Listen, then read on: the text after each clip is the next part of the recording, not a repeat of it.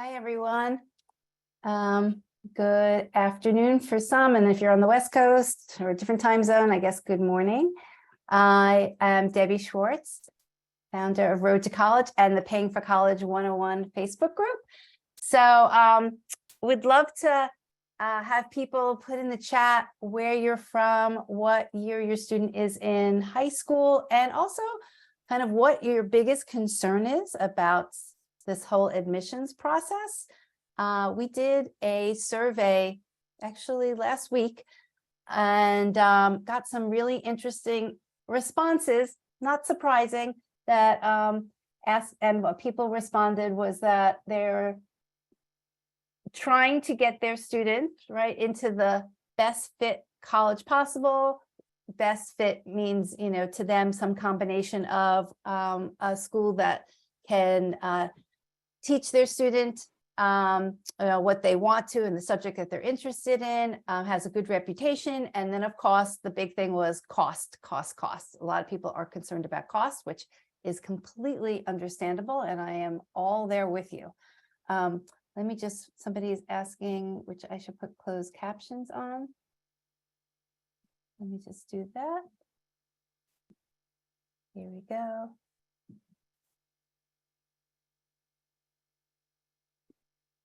Great. Let me make sure everybody can join. Debbie, I can't hear you. I don't know if you can hear me. I can't hear. I can hear you. Maybe on my end. Can anybody else is having problems with the sound? I got you now. Thank you. Okay, no problem. Okay. And everybody should be coming in muted, but if you have to unmute, like this person just did, feel free and ask your question. It just is a little easier if everybody stays muted until they have a question, or you can absolutely use chat. So let's see, and I'm just picking up what people are sharing right now. Concerned about finding the right college for my son, but also able to pay for it, not leave him in debt. And also it says SAT and ACT scores are low. Does that mean he won't get merit? Someone has to retake the SAT so he can have a chance for scholarship. All valid concerns, all good questions. I can show you that honestly, you know, a lot of students can get merit depending on their test scores or GPA. It is probably more likely that the better your student does academically, the more options they will have of different schools that can offer them merit. But a lot of students can still get merit even if at a profile that you might not think is as strong as somebody else. So it's all about, are you looking at in the right places? Are you doing the research? A lot of these answers aren't going to be like, let me open a book and, you know, somebody just give me the answer right away. It's going to take a little bit of work, but it's possible. You just have to put in the effort. How to find sources of scholarships and grants. So I'll talk a little bit about that. Today is really focused on scholarships from colleges, not from private sources, which, you know, I would call private scholarships, because private scholarships to me is the icing on the cake. It's extra money, it's possible, but it's not going to be the bulk of how your student is going to find money to pay for college. And that's for a few reasons. One, it's a little bit of a numbers game to really get a lot of money, and it's even more effort to do the search for private scholarships as opposed to the work I'm going to show you today. And the other thing, which I'll kind of talk about with merit scholarships, is that most private scholarships are not renewable. So whatever work your student does 1 year to find private scholarships, they got to keep doing that every year. So that's just a big effort. Okay, so I'm going to switch right now, and thank you guys for all of your comments. And I'm going to switch to my slides, and I'm going to try and get through the slides faster than normal because I want to just kind of show you college insights and whether you end up using it or not. But I've had some good emails in the past few weeks of people about how they've been using it, and kind of just want to show you some good ways and maybe some ways where you might kind of hit into roadblocks and why. But I think that the faster I can get to showing you the tool, it will answer a lot of these questions as well. Okay, so let me share my screen.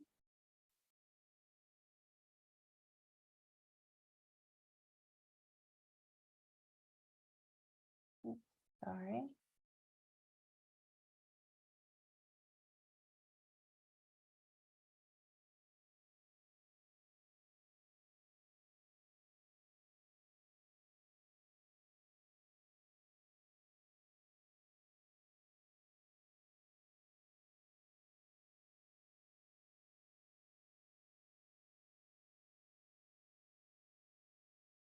Okay, whoops, sorry. I am not on the right page.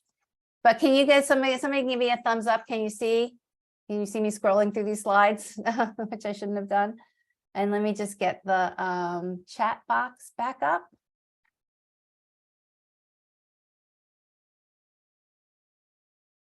Okay. Great. So we're going to talk about how you build a college list and how you build that college list so that you can include schools that can offer your student the most money. And in most cases, that money is going to come from merit scholarships.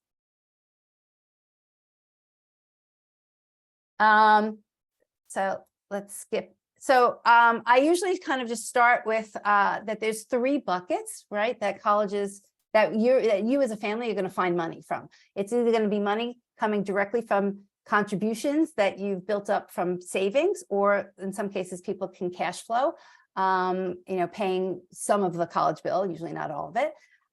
So that's family contributions. Another source of money is free money.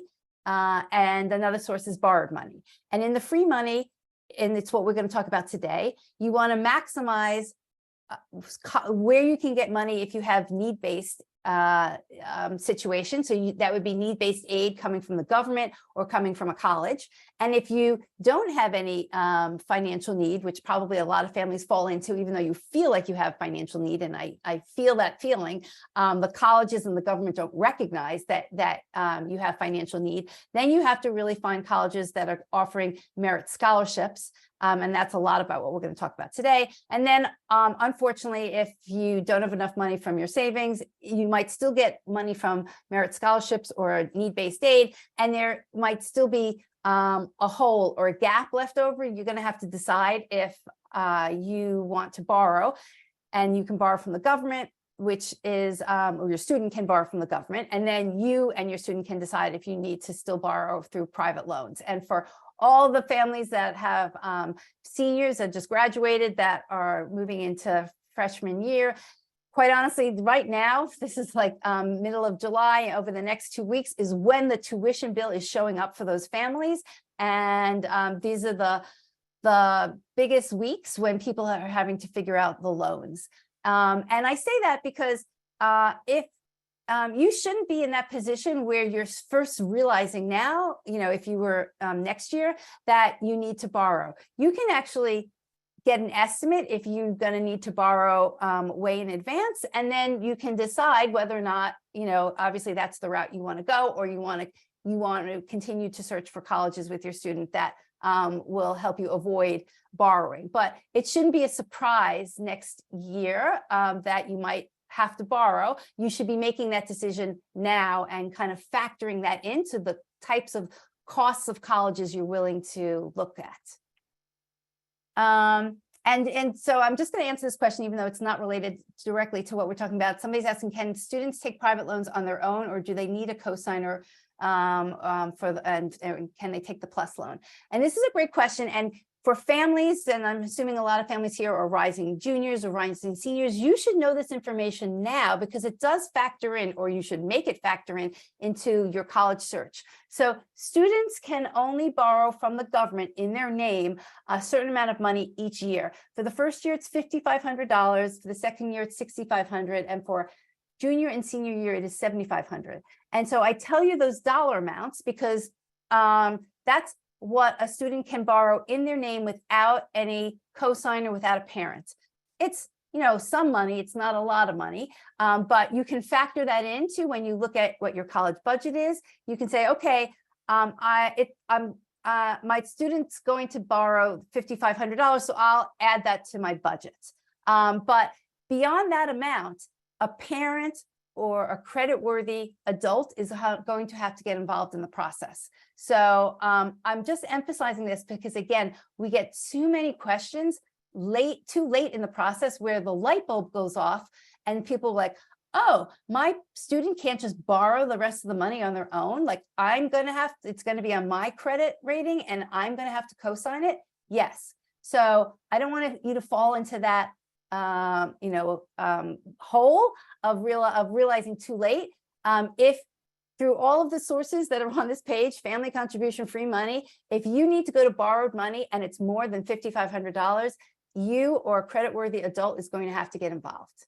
So I appreciate you asking that question. And my last thing before I go on to the next slide is if you see that we are doing webinars about loans and you might think, well, A, I'm not going to take a loan, or B, I'm not there yet, you should come to those webinars, because knowing that information now earlier in the process is so much more helpful and important than finding it out later on.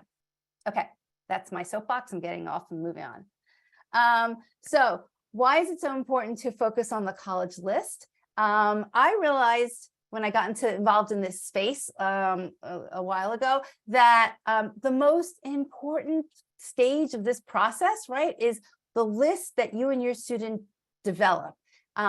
It's going to drive everything. It's going to drive your family's final cost of college, because just as we're talking about, what your budget might be and the schools your student applies to and whether or not they're going to borrow, right? The schools your student applies to is the subset of schools that your student is going to get into, which is the subset of schools that you then have, you and your student have a choice from, right?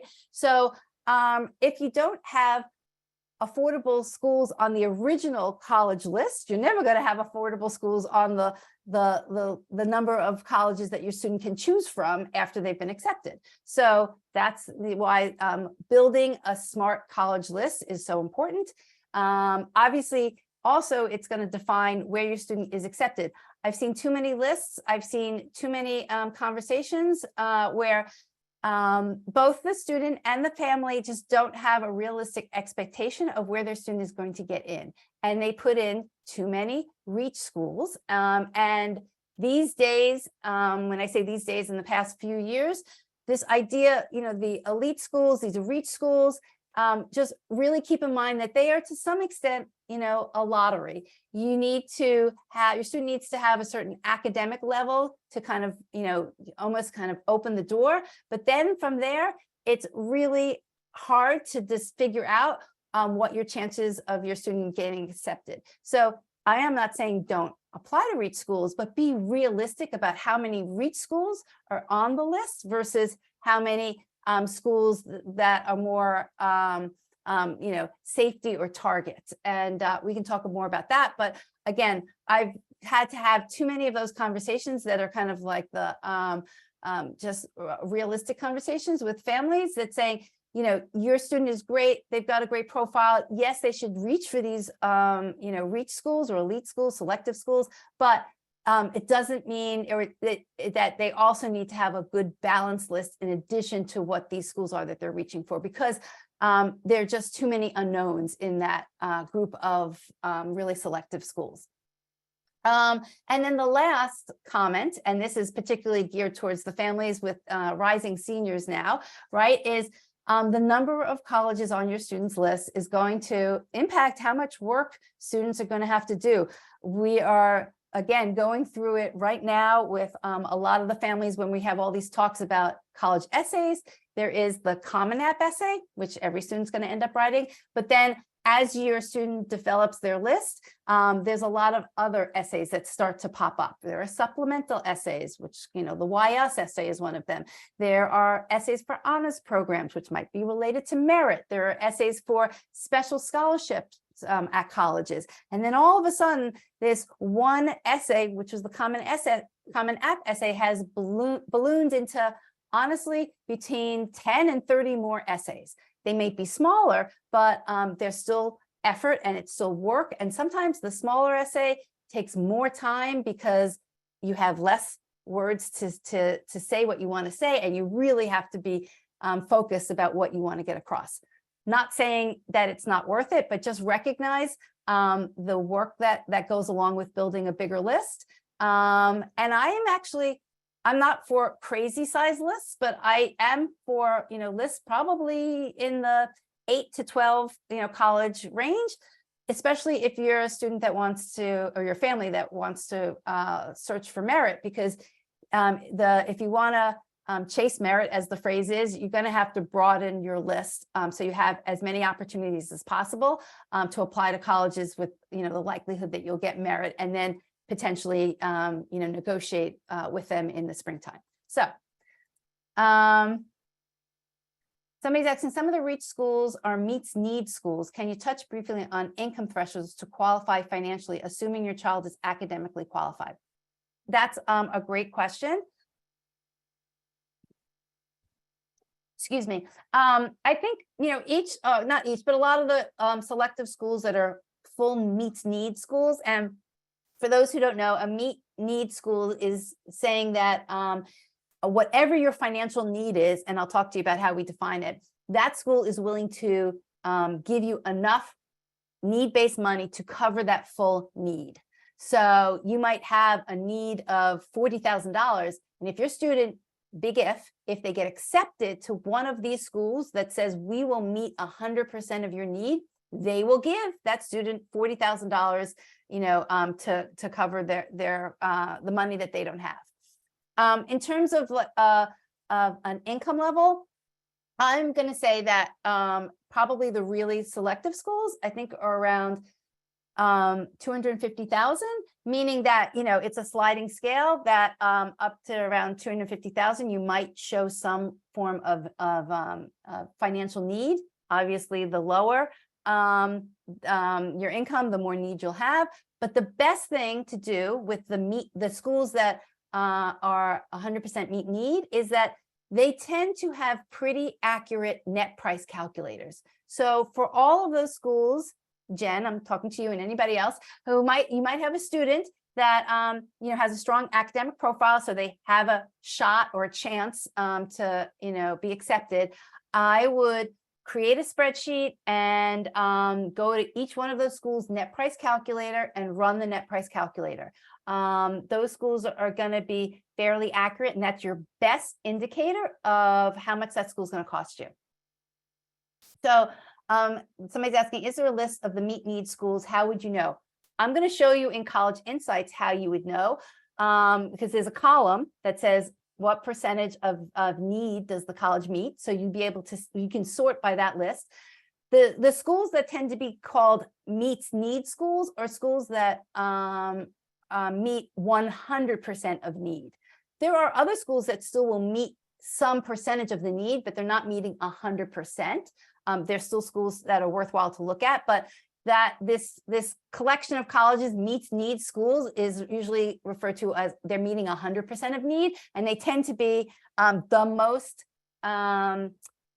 wealthy of the schools. They are schools with the biggest endowments, and of course, I will just name a few, but there's all the Ivy League schools, and some of the schools that are great schools but just aren't called Ivy League, so like the Dukes of the world, a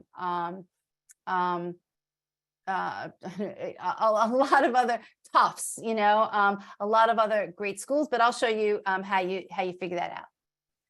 Do you need to fill out the FAFSA to be eligible for merit? It's a maybe. My answer is maybe.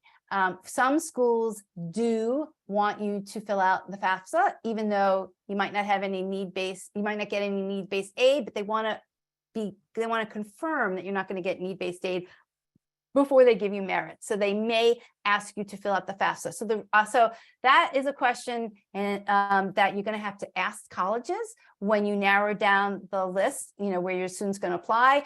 You should reach out and say, I know I'm not going to get any need-based aid. Do I still need to fill this out?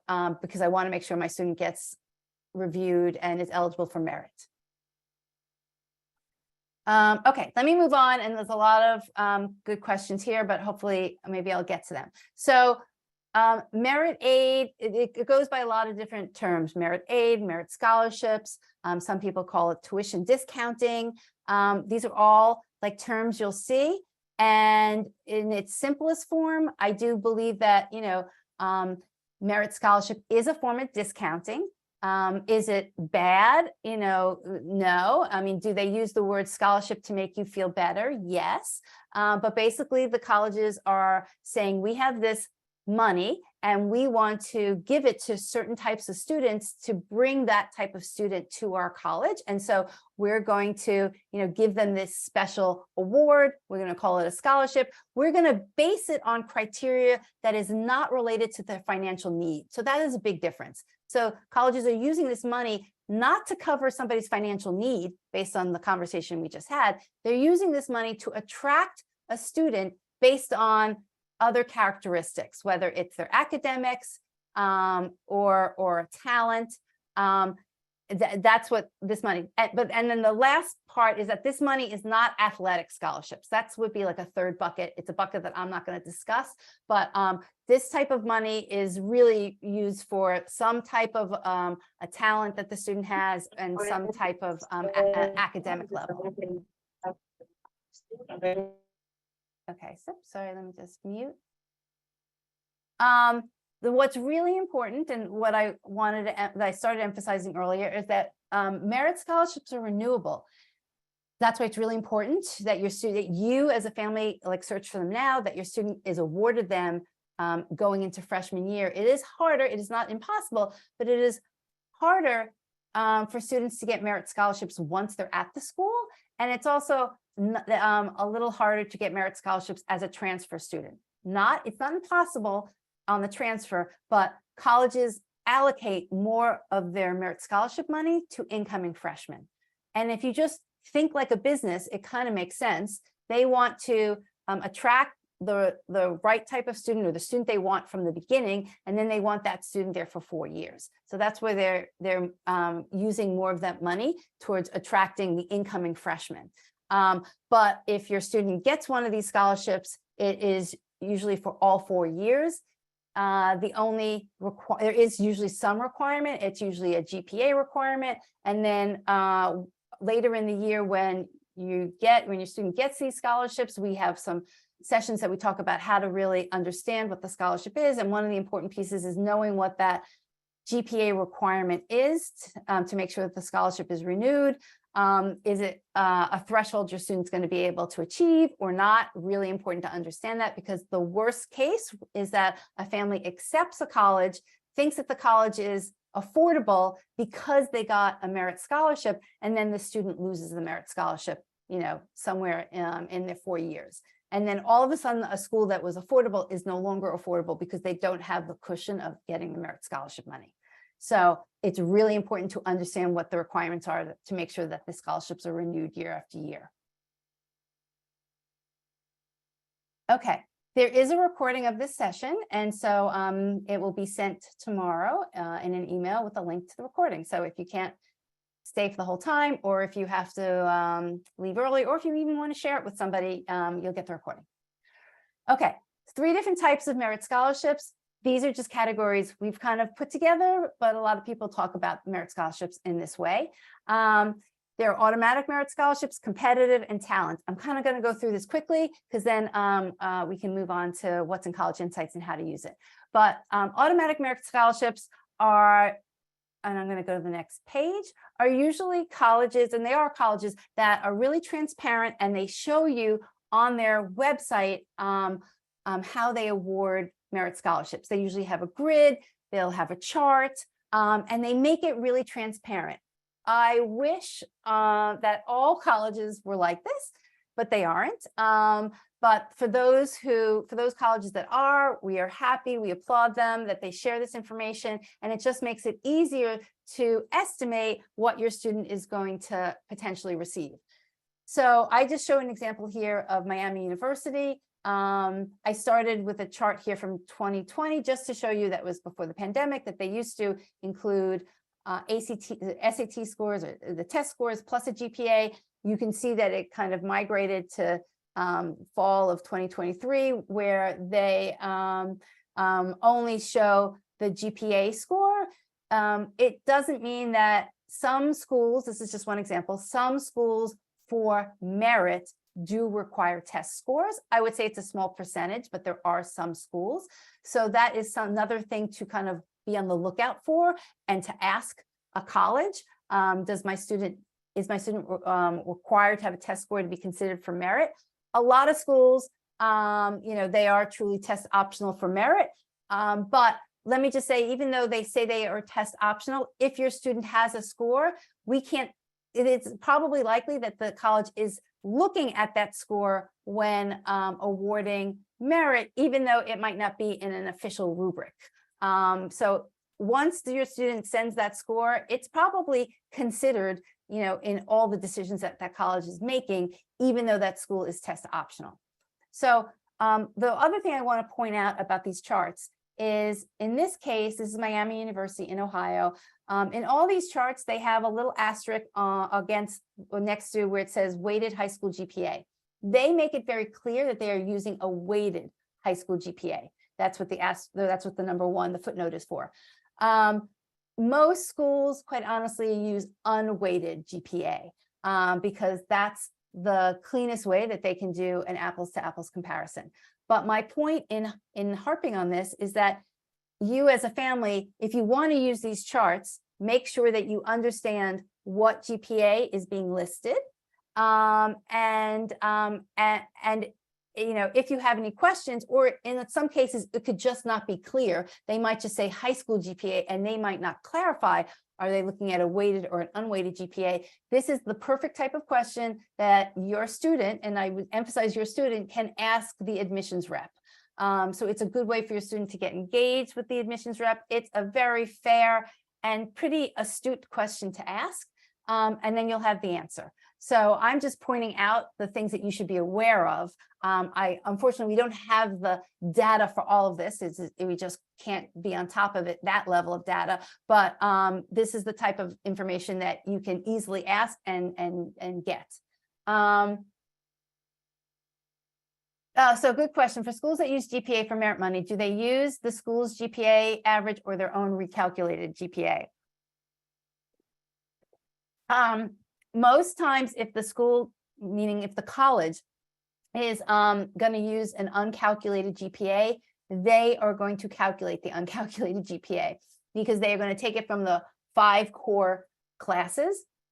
And a lot of times the GPA that a high school shares is not for the core classes, and it is also weighted. Some high schools on the transcript show it unweighted and a weighted. In that case, the college might just use the unweighted. But if a high school is sharing just the weighted GPA, then it's pretty likely that the college is recalculating that weighted GPA so that they are just looking at an unweighted version of just the 5 core classes. Another good question here, does college rank matter versus GPA? I would say for merit scholarships, I haven't really seen a merit scholarship that considers class rank. Class rank, quite honestly, has been declining in terms of the college's use of it in their admissions and decision-making process. But I do think in the more holistic view of what admissions looks at, they might consider class rank. But that's in kind of the decision of whether or not the student should be accepted, not as likely that it's going to be used from a merit scholarship standpoint. Okay. Last question, then I'm going to go on. Does applying early decision put you out of the running for merit aid? It's a great question. It comes up a lot. In fact, we should write a blog post about it, just because I bet people Google that as well. It could. So for all the schools that have a grid, right, and kind of are doing this automatic merit, if they have an early decision, then whether you apply early decision or regular decision or even early action, if they have it, and they have this grid, it's likely that you're going to get whatever merit is, is automatic. So you're not going to be hurt by early decision. But for, a lot of schools that are offering early decision and are offering merit, and they don't have a grid, it's a little bit of a black box. So will you get hurt? I wouldn't say hurt, but will you maybe not get as much merit as if you applied at a different stage of the process? It's possible. And we don't really have a ton of data to say definitively, but just really from a business standpoint, right? And I really want you to think of colleges as businesses, because at the end of the day, their business is to educate your student, and they have to fill the seats, right? That's how they're making their revenue. So if your student has raised their hand and said, I'm really interested in going to your college, I'm going to apply early decision. And so if I get in, no matter what you give me, there's a little asterisk to that, but basically, no matter what you give me, I'm willing to come. That's really what the contract is, or the agreement is, that the family and the student is saying when they say that the student's going to apply early decision. If I'm on the college's side and I say, well, this person's coming no matter what we give them, am I going to give them the same amount of the person who later on in the process is applying, and I have to entice them to come? I might not. So the likelihood is that if you apply early decision at a school that doesn't share as much of the information about how they offer merit, you might get a lower dollar amount. But then I've also seen a little bit of the flip for early action. I have seen sometimes that students receive more than what they might have received later, because the business philosophy there is that somebody has applied early action, they still have other options, but they are interested in the college. And so if the college wants that student to kind of say, this is a great offer, I got in, even though it was early action, I don't want to kind of go through the rest of this process and go through the ups and downs. Maybe I'll just take this offer. That's a possible reason why some colleges might offer a little more merit scholarship in early action, just to kind of seal the deal. So somebody's asking about restricted early action. All the schools that have REA are schools that just don't even offer merit. They are only offering need-based aid. So everything I just said doesn't apply, because they don't offer merit at all, regardless of what type of deadline you're applying to. Okay. And the last question, how early, like in 8th grade, can we apply to scholarships, grants, or other college aid?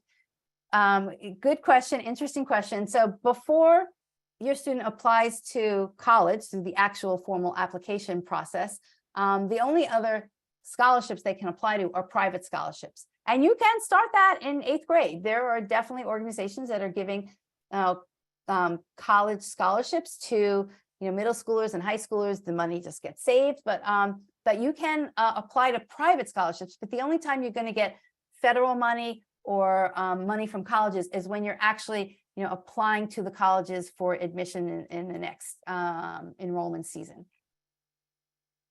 Okay. Next, competitive merit aid. So I should say, the one other thing I want to mention about automatic is that there is usually no other form or anything that your student needs to do. All they are doing is applying to the college, and every student that sends in an application is being evaluated for whether or not they should receive merit. So there's usually no other applications that they need to do. Oops. For competitive merit scholarship, it usually also means there's an additional application, and this is where it could be an additional essay. So, so that's why we break this out. Not every student who applies is going to be considered. You have to take the extra steps to either fill out the application or write the essay to be then considered for this merit. The other thing that usually comes along with competitive merit scholarships is a separate and a different deadlines. So deadlines, they are so important in this whole process.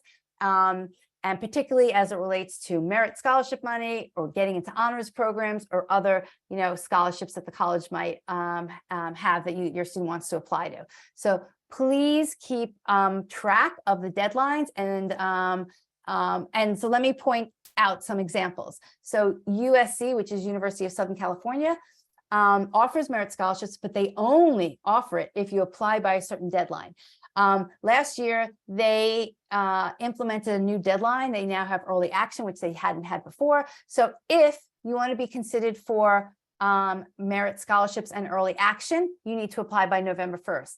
If your student's going to apply regular decision, you need to apply December 1st for merit scholarships, when their regular decision deadline, I don't have it here, is either January 1st or January 15th. So here's a perfect example of different deadlines for different, different phases of whether you're applying early or whether you're applying regular, and then different merit deadlines for those different phases as well. So if your student was applying regular decision to USC, but they didn't apply to January 1st, they are not going to be considered for merit.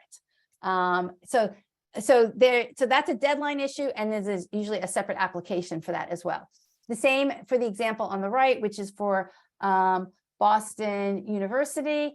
They have a December 1st deadline for merit, and their regular decision deadlines are usually more towards January, could even be January 15th. So again, this is the importance of deadlines. They're going to really be related to merit aid, and then the next one, which is for talent. Skip that. Oh, am I missing a page? Okay, sorry, I'm missing a page. I don't know where it is for my merit scholar for talent. But basically, this is for students that have any sort of talent, whether it's related to music, art, dance, theater, that type of work. And why I highlight this is deadlines are going to be important. They're usually a deadline to submit something, a portfolio, or there could be a deadline for scheduling an audition. So again, those deadlines are completely separate from the rest of the application deadline, and it's really important to start to research those schools' deadlines now so that you kind of know what your student needs to be prepared and by when everything needs to be prepared. Can a college take award merit if they have a poor third or fourth quarter of high school? Okay, so I think, Vanessa, what you're asking is, can a college change the merit offer if your student has doesn't do as well in the third or fourth quarter of high school? No, I really, I've rarely seen that unless something completely plummets with your student. I don't want to say I've never seen it, but if they send in the second half transcript and it's just abysmal compared to the first, a college might make a change, but I usually haven't seen it. That doesn't mean your students should be slacking off and having senioritis the second half of the year. I haven't seen that type of action from a lot of colleges, although it can happen. Okay, let's keep going. So we started talking earlier about financial need, right? And so this just gives you a really quick overview of how you understand if you have a need and then your financial need is going to vary by college. And the reason why it varies is because there's a cost of college, which is called the COA, cost of attendance, right? And so that's kind of the most that anybody's going to pay. And then there is this number, I'm going to call it EFC for now, which is called expected family contribution. It's changing very soon to student aid index, but it's the number that the government feels that your family can afford. Again, we're not going to get into whether you agree or not. Most people don't agree, but that's the number that colleges use to say, does this family have any financial need? So that they're looking at what their cost is, which is the cost of attendance. They're subtracting what the EFC or SAI will be, and then what's left is your need. So let me give you an example. If the cost of attendance for college is $50,000, but your EFC is $30,000, then your need is $20,000. It does not mean that the college is going to cover your need, but now you know at schools that are $50,000 and above, or actually, sorry, any school that's $30,000 and above, you're going to have financial need. Okay, now let me flip it. For the school, for the student, for the family that has an EFC of, let's say, $80,000, most schools although there are some schools that are getting past 80,000. Most schools are going to have a cost of attendance that is less than 80,000. So that means that you're not going to have financial need at any school. And if you want to lower your costs, you're going to need to find schools where your student can get merit scholarships. So that's why it's so important to understand where you fall. Are you a family that's going to have financial need? At some schools, with those families in the middle, you might at some schools have a financial need and in other schools not have a financial need, particularly families whose EFC or SAI fall in that like $50,000 to $70,000 range. Again, depending on the school's cost, at some schools you might have a need and at other schools you might not. Okay, I share this one story just to show you how important it is to build a balanced list, and then I'm going to jump to another part of the section. But and this is a true story. This was shared in our Facebook group. This family, it was a mother who basically said she realized in retrospect that they didn't have a balanced enough list and they didn't apply to enough schools. What they ended up doing is they applied to 6 schools. 4 of those schools were reaches. Remember, we talked earlier about reaches and how dangerous it can be if too many of the schools on your student's list are all reaches. In this case, the student got waitlisted at the reaches, right? So, I mean, for all intents and purposes, you have to consider that they didn't get in because it wasn't an option. And the two schools that they got in, only one of them was financially viable for the family and the other wasn't. So really what this tells me is that this family, the student applied to 6 schools.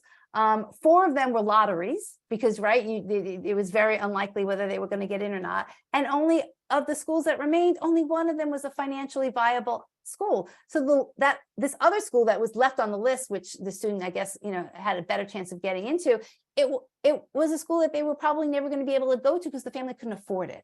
So all of this is information you should know in advance. Again, it is okay to apply to those reach schools. It is okay to apply to some schools where you're not quite sure how much money you're going to get, but you need to have a few schools on the list that are financial safety, or you have some plan that you know that you can cover all the costs to send your student there. And so you just need to make sure you've got this balance and this range of different types of schools on your student's list. Okay, let's jump ahead. These are my tips that you should keep in mind as you start searching. I believe that it's important to know, it's important to know 2 very important numbers that you guys should know. One is what your EFC is, or your student aid index. And so the way to do that right now, and I admit we're in this kind of limbo period. The student aid index is the new terminology that's coming out because the government has made a lot of changes to the FAFSA. So we don't have an actual sample of what the new FAFSA is. We actually do have some of the calculations behind it, but there aren't enough tools out there that are going to calculate using the new SAI methodology.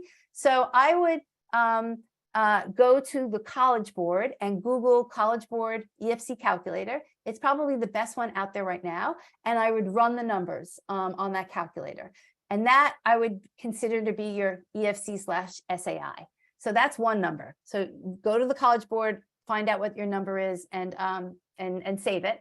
And then the other number is sitting down with your family and figuring out, doesn't matter what the government thinks you can pay, it doesn't matter what the colleges think you can pay, what can you pay? How much do you have saved? How much can you cash flow? Is there anybody else in your family willing to contribute? Maybe a nice grandparents. So figure out how much you can pay, how much you're willing to borrow. Figure this out now before your student starts the search.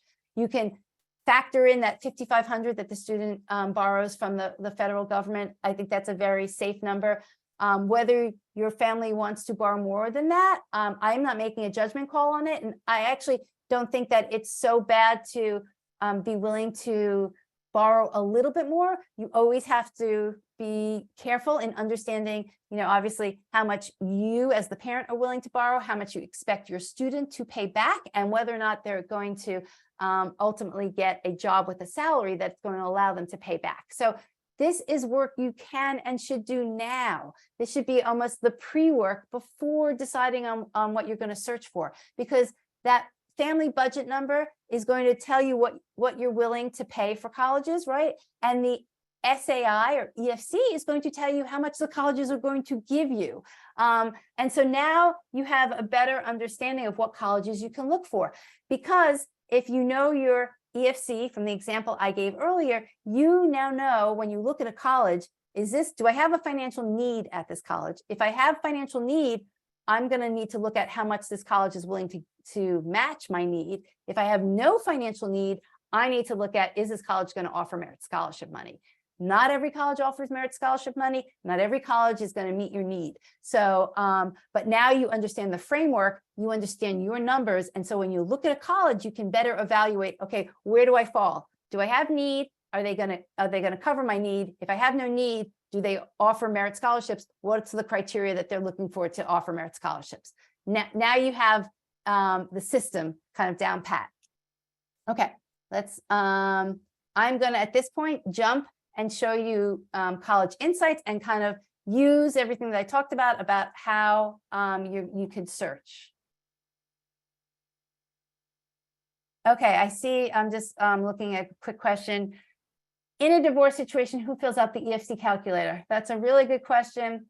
Divorced families have been hit particularly hard with these changes that the government is implementing. I say hard in that the changes are more complicated.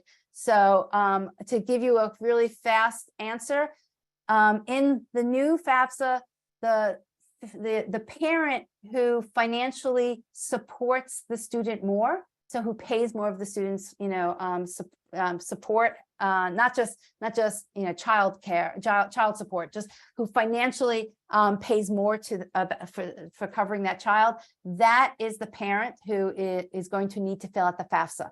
In the past, the parent who filled out the FAFSA in divorces was the parent where the student spent 51% of the time with that parent. That is no longer the case. Now it's the parent who provides the majority of the financial support. So that's the parent who should be filling out the EFC calculator. Okay, let me jump to College Insights.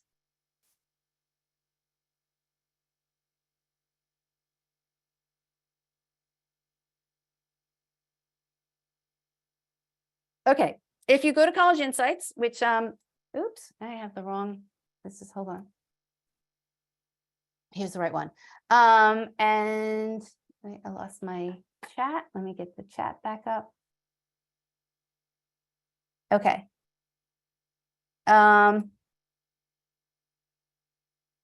So you can go to insights.roadtocollege.com and you can create a free account. You can kind of get a taste of how this works.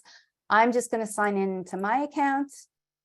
Oh, that's not good. Hold on.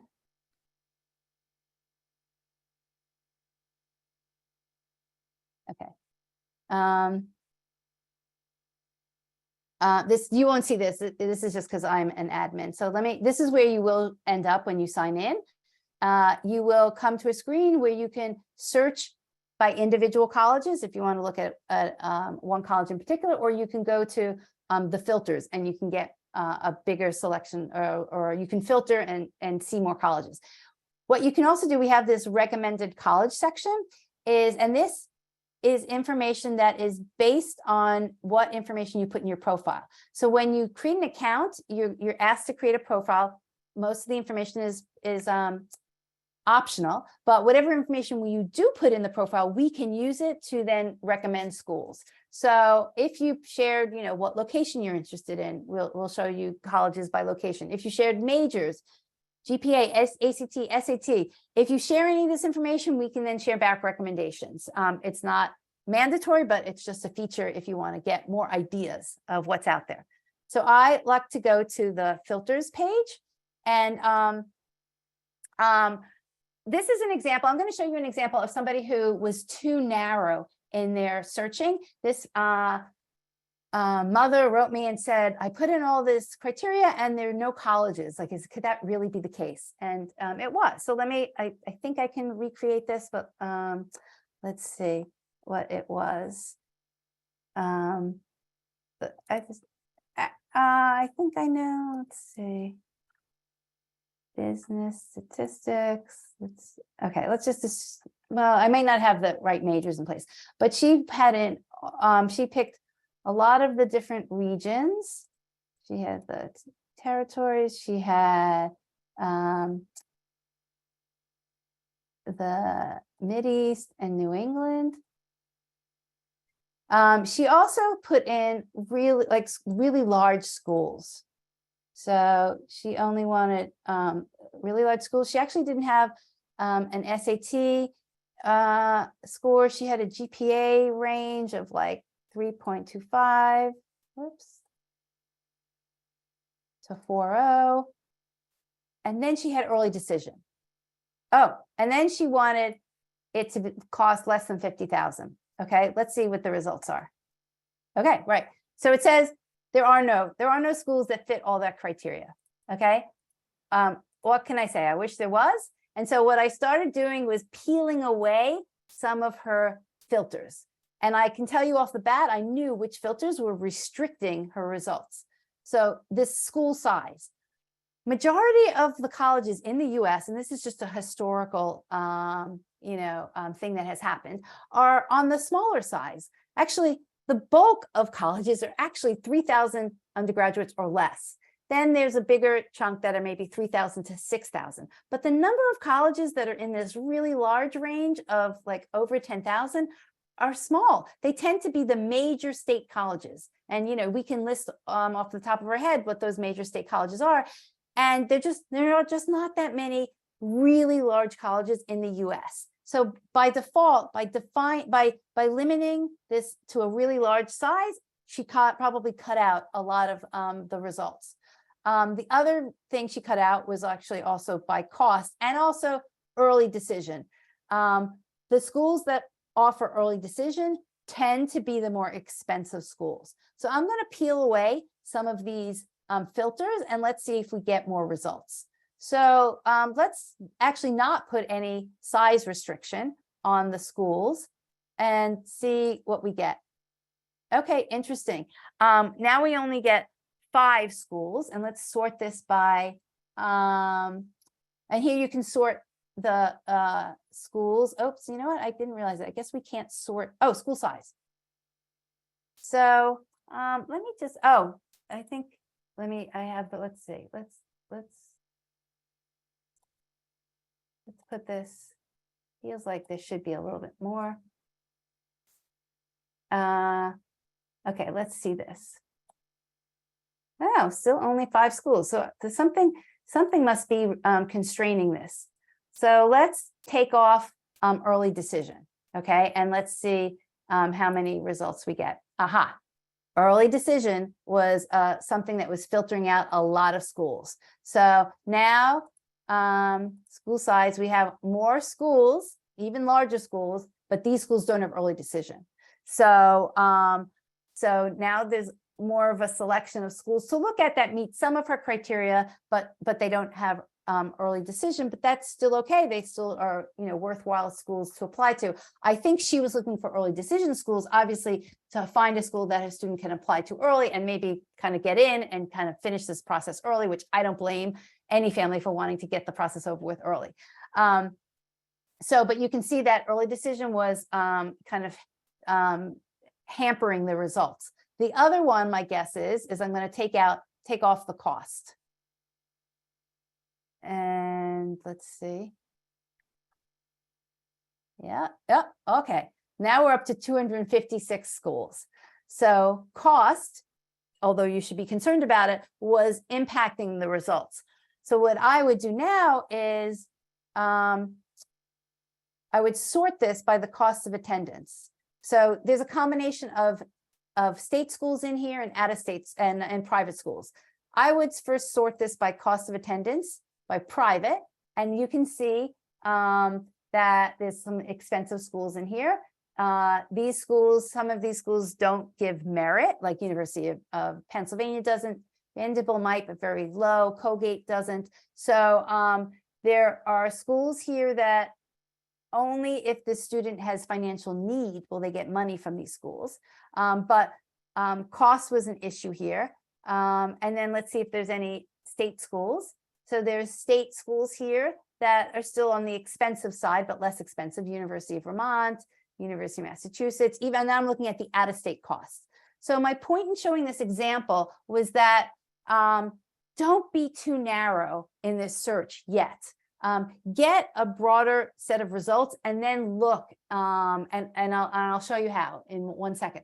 Let me clear these results. Let me just show you one other way. This is honestly the way I tell parents to start using this, is to, if you're a family that wants to find the colleges that can offer your student the most merit, then you need to start with their test score and GPA.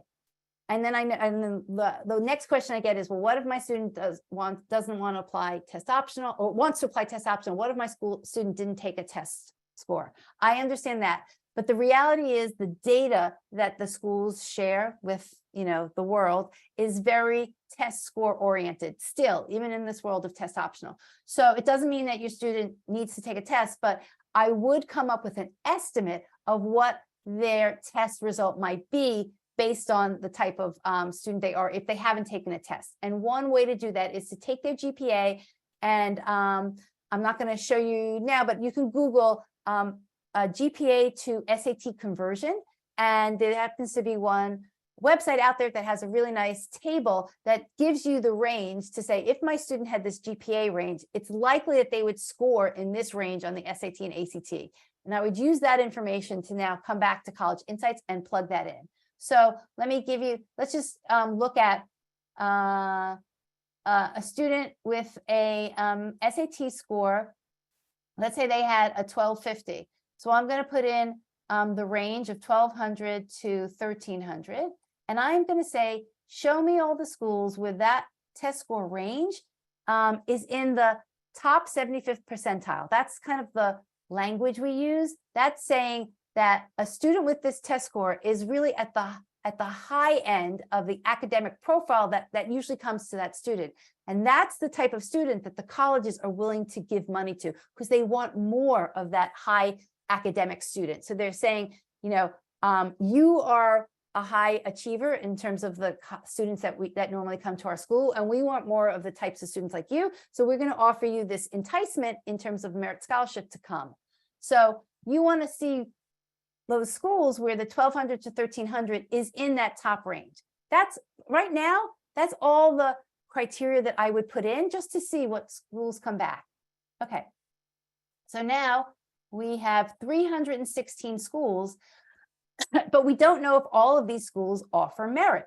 So now I would sort by, because you can go down here, and I would say average merit aid. Let's sort this list of 300 something schools and which ones of them give merit. So now this is a list of the schools, 316 colleges, where my students who had the 1250 is their score is at the top of what this school normally accepts. So that's good.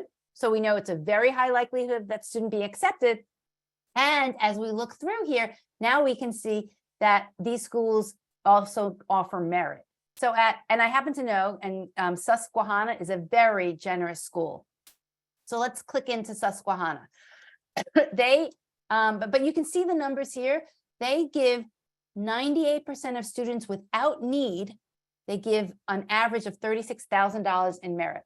What we don't know right here is how much does Susquehanna cost? Because we now need to figure out what the net cost of Susquehanna is, assuming my student got $36,000.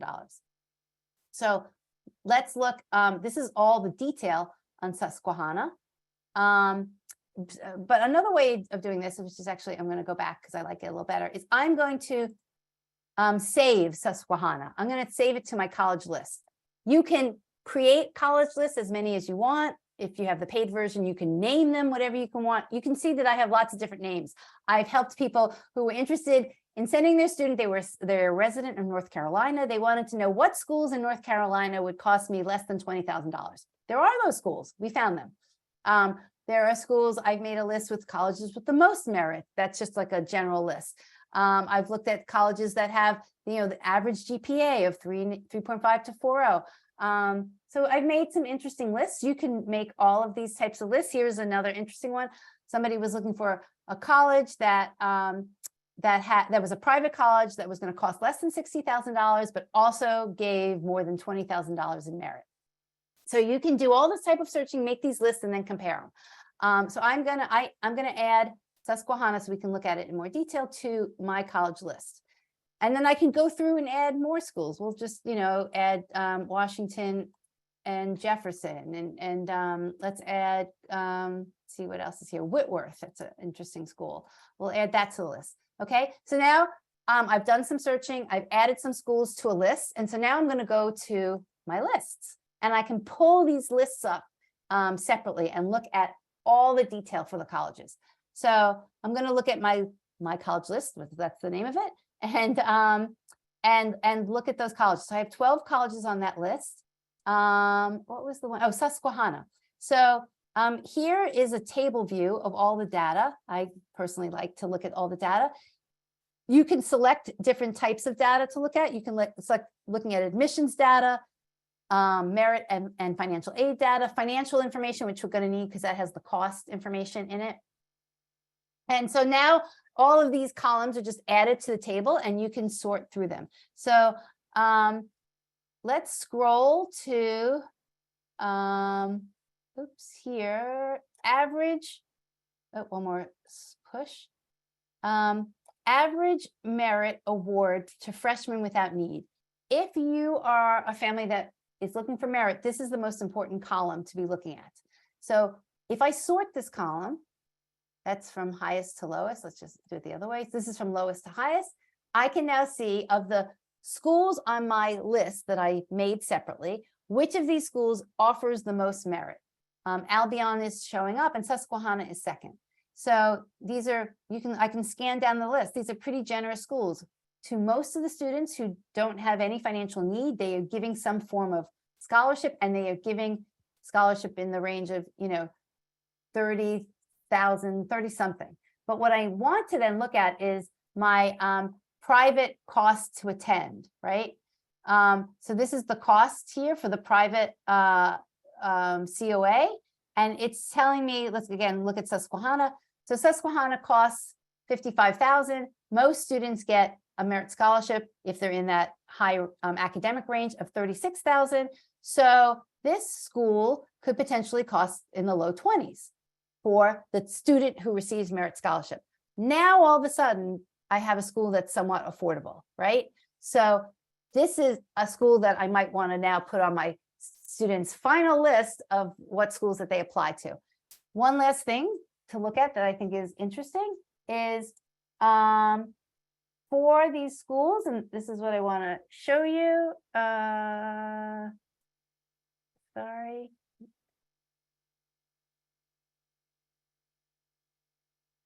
Is I wanted to show you a column here we call crowdsourced offers. This is actual offers that we have collected from families over the past few years. So now Susquehanna told us that they are offering, 36,000, but we want to see it. Did they really offer it to different students? So if I go to crowdsourced offers, I can see for this past year, 2023, 2024, this is the students who just applied. These are the offers that that student got. And I would look at a student that is most similar to my student. So if I know that my EFC is like over 60,000, I'm going to scroll here. And so these are the students that had a family EFC of over 60,000. And look, they got merit in the $40,000 range. So if that school is 55,000, then for these families, if their student went, you're talking that they had a net cost of like maybe $15,000, $18,000. So that's how you find a school that might fit your budget. But so you have to look at what merit money that they're going to offer, what the cost of the college is, and then what the net cost will be to you. So I've talked a lot about merit. I'll just do a quick look at for the families who have financial need. So someone said, so you would take tuition then minus the aid amount. Yes, that is correct. That's what you would do, Lisa.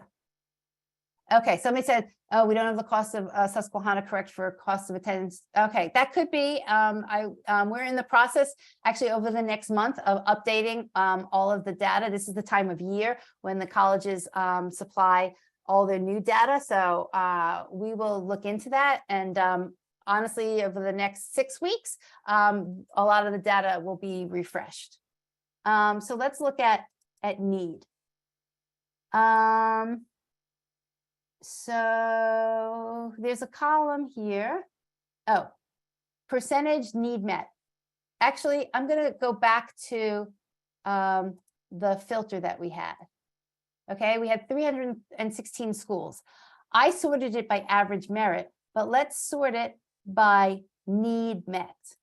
Okay, so now these are schools that will, if I had a need at this school, meaning my EFC was less than their cost of attendance, that these schools will meet. Berea will meet 96% of need. Southern Oregon will meet 95%. Augustana will meet 94%. So these colleges, it's not 100, but they are willing to meet a big bulk of whatever my financial need is. So if I kind of understood the framework, I knew what my family's EFC is. If my family's EFC is less than what the cost is at Albion, then Albion is willing to meet a big chunk, 93% of whatever that need is through need-based aid.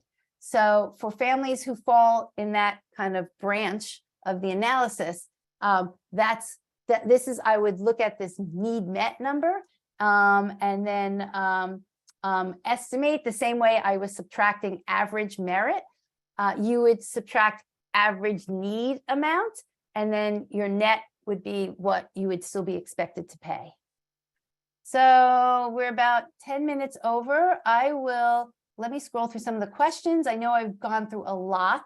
My recommendation is that you watch this again, that you log on to College Insights, maybe while you want to pull up the video while I've talked through this. Actually, we also have a really short, like 3-minute video that walks through what I just walked through here. So we'll send that along. But you can create a free account. With the free account, you can't do all the searching that I showed today, but you get a sense of what you can look at. You can do 5 searches and you can see some of the results. You can't see all of them, but you can also sign up for College Insights for 1 month and see what it's like. You can, some families, which is perfectly fine. I get emails from them a lot saying, we love the tool. I only used it for a month because I was able to get everything done. That's great. I'm glad it's helpful. You don't have to stay on for months. Other families like use it as a security blanket because they save all of their lists here and they come back and they continue doing research. One other thing I didn't show you is that you can add notes. So this little icon here, you can write your own notes about a school. You can write notes about a list. So some people use this as a little bit of their filing system, so as they go through the search process. But my point is there's lots of different ways of using this. You can sign up just for a month. If you feel like if you're a family with a junior, you might want to think about signing up for a full year because we have a bigger discount if you sign up for the full year. But if you're a family with a senior, you might want to sign up month to month, thinking that you might only need this for a few months while you're finishing up your college search phase. So let me see what other questions that there are. Oh, that somebody said that's so sweet. I love College Insights. It's helping so much. Highly recommend a paid account if only for a month. Thank you for saying that.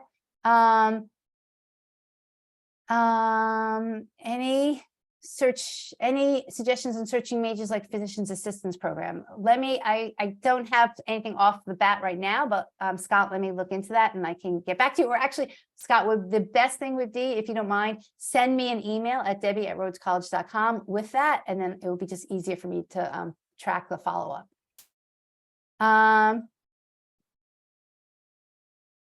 Oh, okay, Christine, thank you. I will follow up with you on your offer. Yes, a recording will be sent to everybody. Can you get merit and need?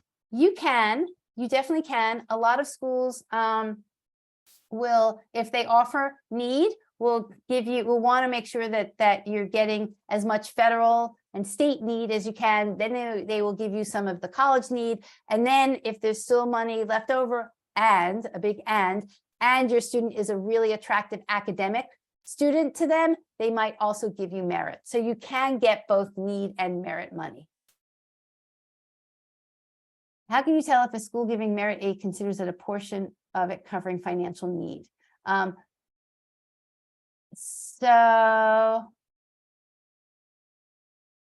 yes. So the question was, if, and this is kind of related, if a student is going to get need and merit, they will not get more money than what their demonstrated financial need is. So for example, if your demonstrated financial need is $30,000, whatever combination that the college offers, they're not going to offer more than that. So if they gave $20,000 in merit, then they're only going to supplement $10,000 in need, or vice versa.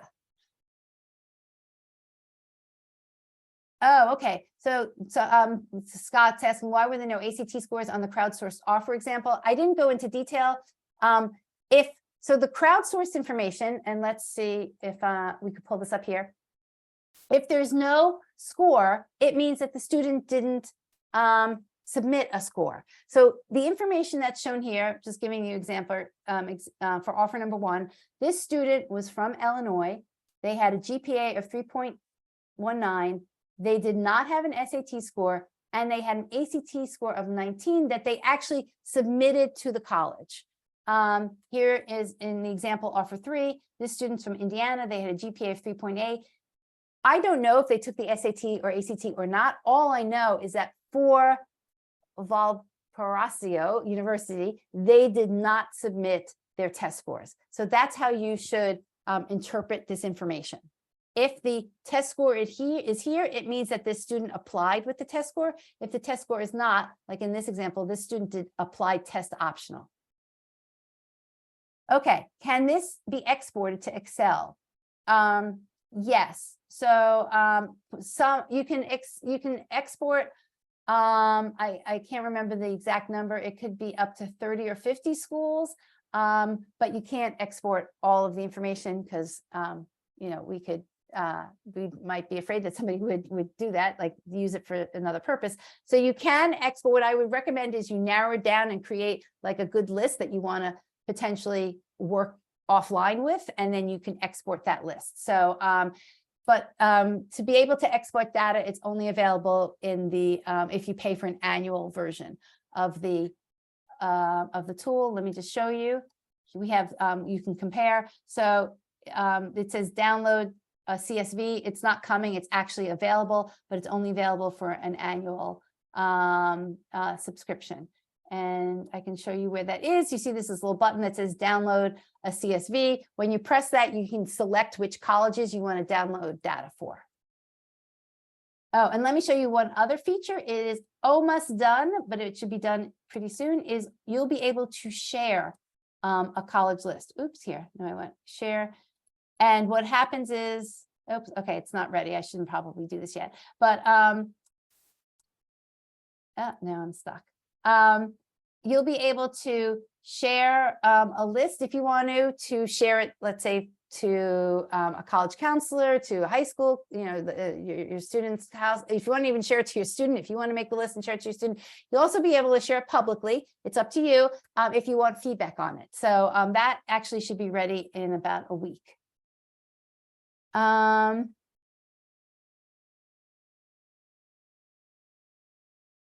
Let's see. So Jen's asking about a promo code for College Insights. There actually, I guess the promo is if you buy the annual rate, you get it discounted. And I don't think we have any other promos going right now. Which is better, ACT or SAT? Completely. They are both the same in terms of what the colleges are looking for. It's up to your student about which one you think they'll perform better on.